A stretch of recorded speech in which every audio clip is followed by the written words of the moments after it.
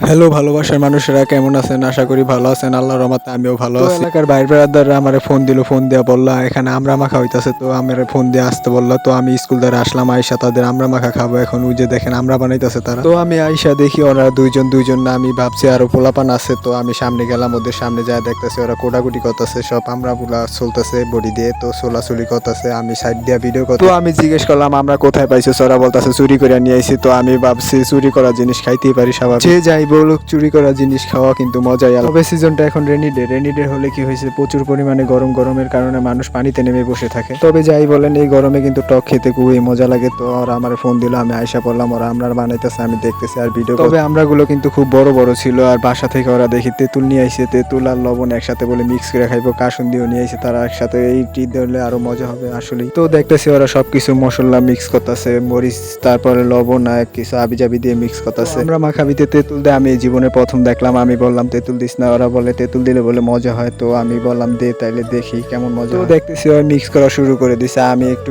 Test করে দেখলাম, দেখি অনেক মজা হয়েছে। ও মাই গড, এত মজা, ভালোই লাগতেছে আমার কাছে। আরো প্রচুর পরিমাণে গরমে আমরা মাখা খেতে খুবই ভালো। তো এবার সবার খাবার পালা, এবার সবাই খাইমু এবং খাইতেছে, এবং সবাই মিলে দেখি প্রচুর পরিমাণে জাল হয়েছে। এত পরিমাণে জাল, সবাই মাথায় হাত দিতেছে, সবাই আস্তে আস্তে খাইতেছে। জাল কিন্তু প্রচুর পরিমাণে হয়েছে, বাড়ায় মরিচ দিছে। তো আজকে এই পর্যন্তই, সবাই সুস্থ থাকবেন, ভালো থাকবেন, আল্লাহ হাফেজ।